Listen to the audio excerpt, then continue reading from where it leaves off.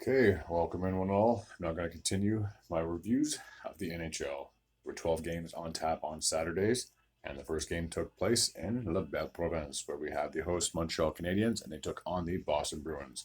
It took until overtime to decide a winner in this one, but the home team would be victorious. No surprise there. Zach would kick things off in the first, just 36 seconds into the frame in favor of the Bruins from McAvoy and Marchand. For Zach, that's now his fifth goal in the season. No other goals were scored in that first period, so it was 1-0 for the Bruins heading into the second period. Where there were no goals in the second, so there's nothing to report there. Took all the way into the third period. 24 seconds into that third period, Nick Suzuki, the captain, would get his sixth goal of the season from Matheson and Caulfield. Gallagher would then increase the lead about 25 seconds after that to 2-1. His fifth goal of the season from Gooley and Evans, an even strength goal at that.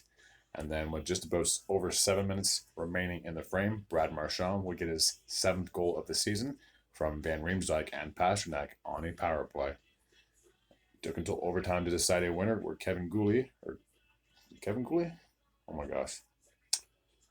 Either way, Gooley would get his first goal of the season for the Habs. 2 minutes and 13 seconds into the first, or into the overtime. Oh my gosh, I'm getting all tongue tied now. So, 3-2 is where we stand at that. So with the victory, the Habs are sitting at 7-5-2. And despite the loss, the Bruins are still red hot, sitting at 11-1-2 on the year so far. The next match takes place in Michigan, where we have the host Detroit Red Wings, and they took on the Columbus Blue Jackets. And voila. The Red Wings would win a high-scoring affair. 5-4 would be this final in this one. Raymond would kick things off in the first 3 minutes and 41 seconds into the frame, getting his fifth goal of the season from JT Compher, an even-strength goal at that. Robbie Fabry would then get his second goal of the year. Less than a minute after that, an even-strength goal from Fisher and Jeff Petrie. Alex Texier will get his second goal of the year to get the Blue Jackets on the board. Over a minute and 10 seconds after that from Severson. And then Fantilli would get his third goal of the year, a minute 45 seconds remaining in that first. An even strength goal from Marchenko and Borakov. So it was all tied up at 2 heading into the second period.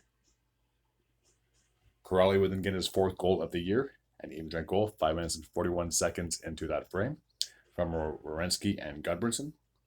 DeBrincat would then get his 10th goal of the season. 10 goals already. Wow, unreal.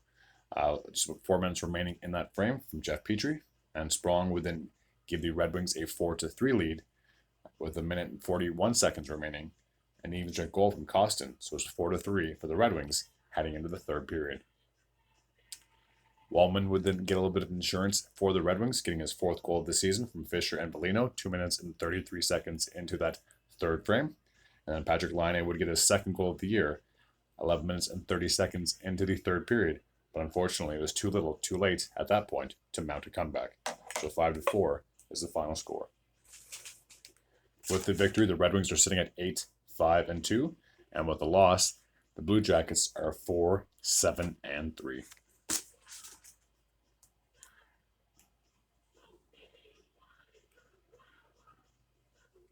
Take a look here. The next matchup takes place in Manitoba, where we have the host Winnipeg Jets, and they took on the Dallas Stars. The team should be on the screen right away.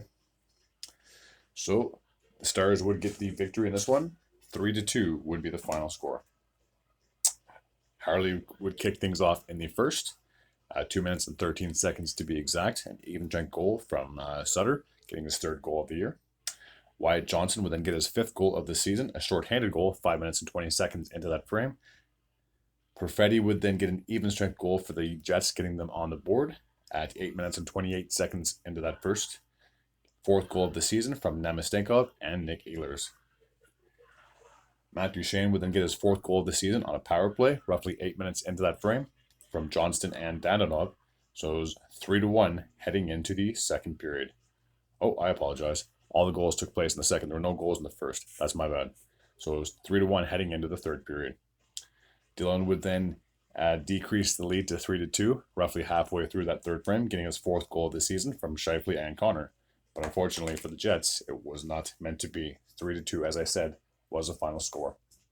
So with the victory, Dallas is now improved to 9-3-1. And with the loss, the Jets are still above 500, but just by 2 games. 7-5-2 is where we stand.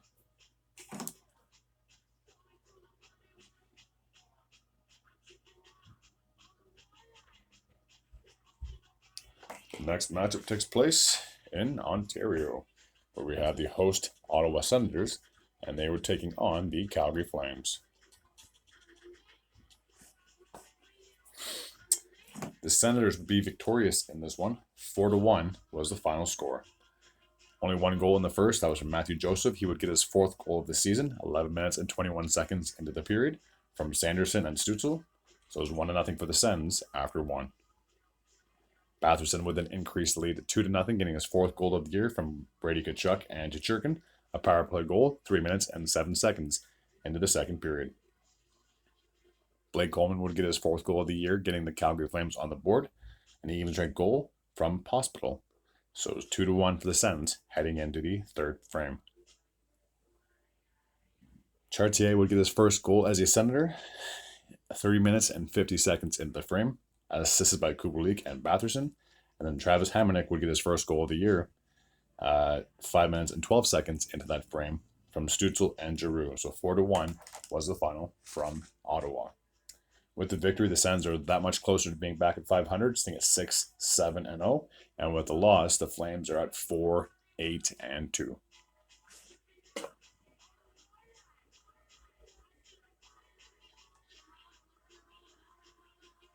Our next matchup takes place in Florida, where we have the Tampa Bay Lightning, and they took on the Carolina Hurricanes. The Hurricanes would get the victory in this one. 4-0 would be the final score. Teravainen would kick things off on a power play 3 minutes and 10 seconds into that first frame. His 9th goal of the season from Aho and Nichas. 1-0 for the Hurricanes after the first period. In the second, Sebastian Aho would get his 4th goal of the year. An even strength goal from Svechnikov and Slavin 4 minutes and 32 seconds into the second frame. So it was 2-0 heading into the third period. Brett Burns would get his 3rd goal of the year, 11 minutes and 20 seconds into that third frame. An even strength goal from Brady Shea.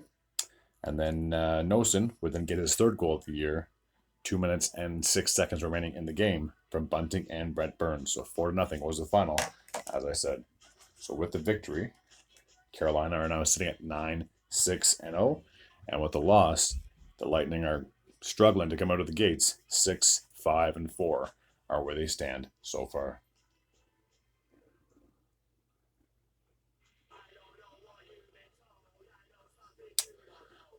Next matchup takes place in Ontario. So we already covered the Sens, so therefore the Leafs were the other home team in Ontario, and they were taking on the Vancouver Canucks.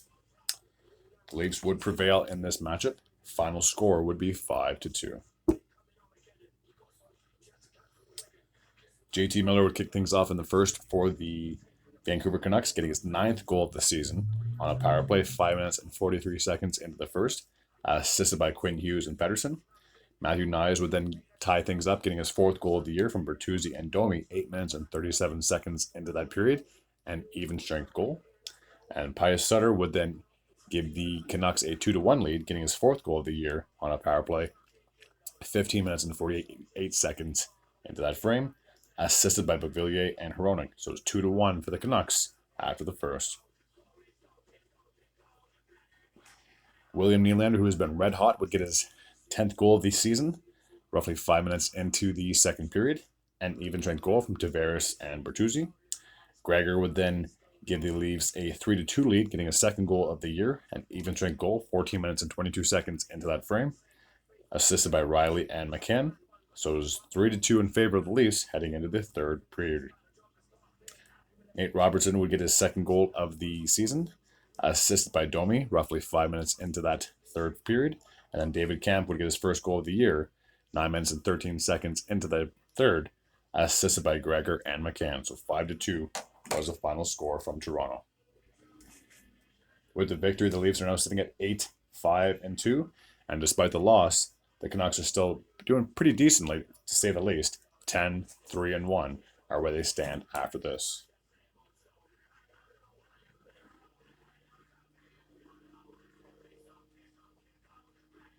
The next matchup takes place on Long Island, where we have the host New York Islanders, and they took on the Washington Capitals. 4-1 would be the final score in this one in favor of the away team, so therefore the Capitals came away victorious in this matchup. Just pulling up the goal scoring summary.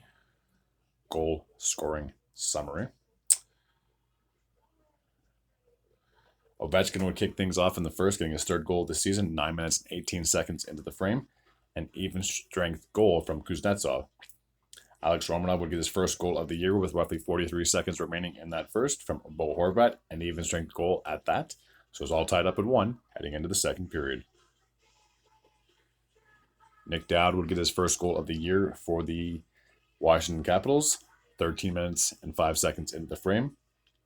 An even strength goal from Abu Kubel and John Carlson.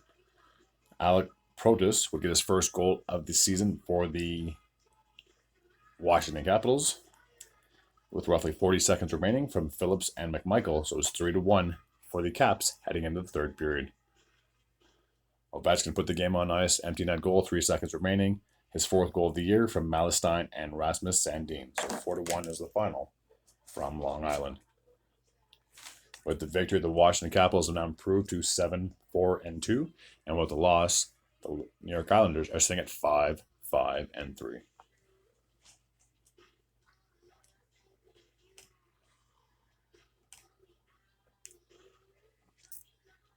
The next matchup takes place in Pennsylvania, where we have the Pittsburgh Penguins,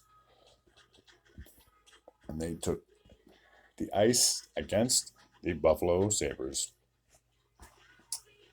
4-0 would be the final score in this one in favor of the home team.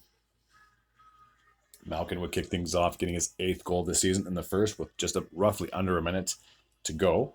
An even strength goal from Graves and Zoharma. So it was 1-0 for the Pens after the first. O'Connor would get his first goal of the year in favor of the Pittsburgh Penguins. 3.5 minutes remaining in that second frame. An even strength goal from Eller and Graves. So it was all tied up. Sorry, not all tied up. I apologize. 2-0 in favor of the Penguins after 2 periods.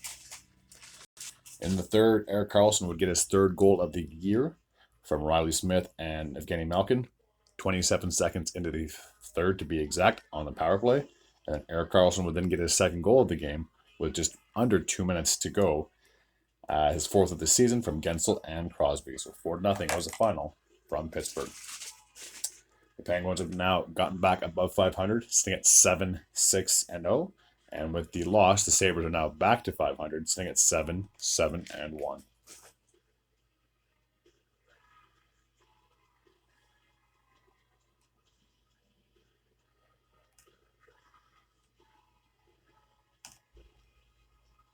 Our next matchup takes place in the state of Tennessee, where we have the host Nashville Predators, and they took on the Arizona Coyotes. The Coyotes would be victorious in this one in a very high-scoring affair. 7-5 would be the final score. Sherwood would kick things off in the first, getting his 4th goal of the season, 5 minutes and 13 seconds into the first from Evangelista and Novak. Philip Forsberg would then increase the lead to 2-0 in favor of the Predators, 7 minutes and 11 seconds into that frame. An even strength goal from Nyquist and Lauzon. Carcone would get the Coyotes on the board, getting his 5th goal of the season from assisted by Cooley, roughly halfway into that frame. And then Troy Stecher would get his first goal as a member of the Coyotes with just under 6 minutes remaining from Mosser, an even strength goal at that. Dan Fabro would get his 2nd goal of the year from Yossi and Forsberg, an even strength goal with 3 minutes and 2 seconds to go in the first period. So it was 3-2 in favor of Nashville heading into the second period. Ryan O'Reilly would then increase the lead to 4-2, getting his 8th goal of the year on the power play, 3.5 minutes into that second period from Novak and Yossi. Clayton Keller will get his sixth goal of the season on a power play, 7 minutes and 19 seconds into that frame from Cooley and Dursey. So it was 4-3 in favor of the Preds at that point. Kerfoot would get his first goal as a member of the Coyotes to tie things up, 12 minutes and 28 seconds into that frame from Boyd and Dumba. Carcone would then increase. I should say they would give the Coyotes the first lead of the game, 5-4, getting a sixth goal of the season. 53 seconds remaining in that frame. An even strength goal from Moser and Charlie Ingram. So it was 5-4 in favor of the Coyotes heading into the third period. Philip Forsberg would then tie things up in the third, roughly 6 minutes remaining in that frame, getting his sixth goal of the season from Nyquist and Fabro. And then with about 3.5 minutes remaining, Sean Dursey would get his fifth goal of the year, a power play goal from Keller and Logan Cooley. And then Nick Bustad would get his third goal of the season, 1.5 minutes remaining from Keller and Hayton, an even strength goal at that. So 7-5 is the final score. With the victory, the Arizona Coyotes are sitting at 7-6-1, and with the loss, the Predators are sitting at 5-9-0.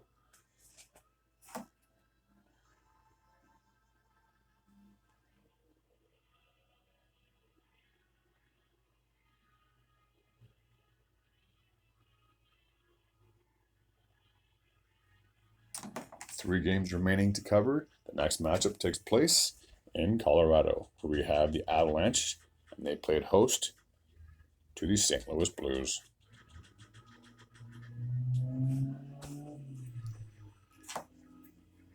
So the Blues would get a shocking victory over the heavily favored Avalanche, in my opinion. 8-2 would be the final score in this one. The captain, Braden Shen, would kick things off in the first, getting his third goal of the season, 1 minute 8 seconds into the period from Krug and Falk. He would then get his second goal with just over 2 minutes remaining in that frame, his fourth of the season, an even strength goal from Brandon Saad. And then with 2 seconds remaining, just when it looked like the Avs might be able to just give up 2 goals, they gave up 3 in the first. Torrey Krug would get his first goal of the season as a member of the Blues from Rob Thomas and Justin Falk. So it's 3-0 in favor of the Blues heading into the second period. Pavel Buchnevich would get his second goal of the season from Oscar Sundqvist and Colton Parayko, 11 minutes and 52 seconds into that second frame, a shorthanded goal.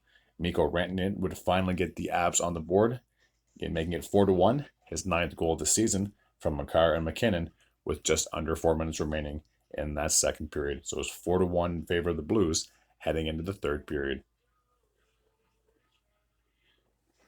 Buchnevich would then get his second goal of the game, his third of the season, from Rob Thomas and Braden Shen, 1 minute and 20 seconds into that third, a power play goal to speak. Braden Shen would then get a hat trick, his 5th goal of the season, a power play goal, 2 minutes and 49 seconds into that third, from Rob Thomas and Jordan Kyrou. Pavel Buchnevich would then get his second goal of the... Buchnevich would get a hat trick as well, his 4th goal of the season, a shorthanded goal again from Rob Thomas, 7-1 at that point, with just over 4 minutes remaining in the game. Torpachenko would get his second goal of the season, assisted by Sundqvist, with just about 49 seconds remaining in that frame. And then Jack Johnson would get his first goal of the year, assisted by Jonathan Drouin, with just under 30 seconds remaining. But at that point, the game was already over. So 8-2 is the final score. The Avalanche, despite the loss, are sitting at 8-5-0. And with the victory, the Blues are now 2 games above 500, sitting at 7-5-1.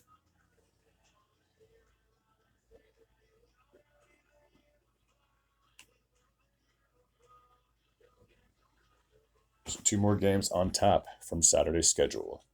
The next game takes place in Seattle, where we have the host, Seattle Kraken, and they were taking on the Edmonton Oilers.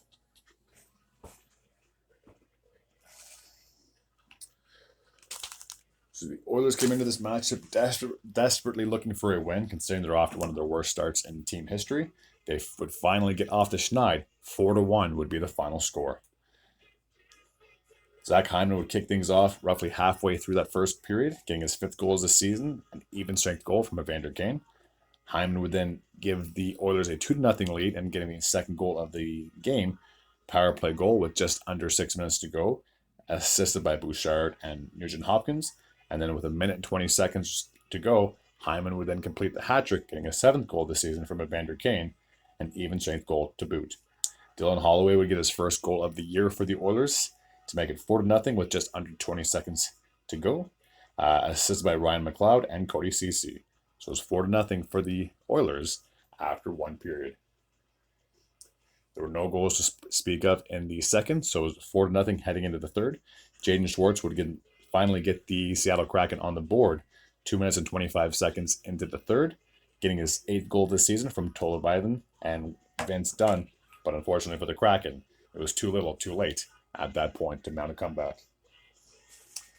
So with the victory, Oilers finally get their 3rd win of the season, sitting at 3-9-1. And with the loss, Seattle's now 2 games below 500, sitting at 5-7-3. The last game to take a look at takes place in California, where we have the host Los Angeles Kings, and they were taking on the Philadelphia Flyers.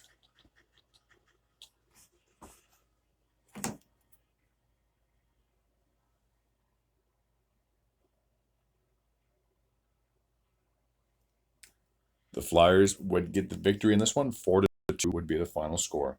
Owen Tippett would kick things off with just about 5 minutes remaining in that first. An even strength goal from Sean Walker. So it was 1-0 in favor of Philadelphia heading into the second period. Frost would then get his first goal of the season for the Flyers, making 2-0 at that point, 6 minutes and 26 seconds into that frame, assisted by Owen Tippett and Sean Walker. Frost would then get his second goal of this season and a second goal of the game with 3.5 minutes to go exactly from Sealer and Konechny. Grundstrom would finally get the Kings on the board, making it 3-1 at that point with just under 2 minutes remaining. An even strength goal from Lewis and Engelland. So it was 3-1 in favor of the Flyers heading into the third period. Cam Atkinson would then get his 8th goal of the season, 7 minutes and 4 seconds into the third frame. An even strength goal from Sean Couturier. Adrian Kempe would then get his 7th goal of the season to decrease the lead to 4-2. An even strength goal from Byfield and Garakov roughly halfway into that third period. But unfortunately for the Kings, they weren't able to mount a comeback, so 4-2 would be the final in this one. With the victory, the Flyers are now back to 500, sitting at 7-7-1. And despite losing, the Kings are still playing pretty decently. 8-3-3 are where they sit at after this. That should take care of all the games from Saturday. As always, if you're new to this channel and you like this type of content, I do videos on the daily.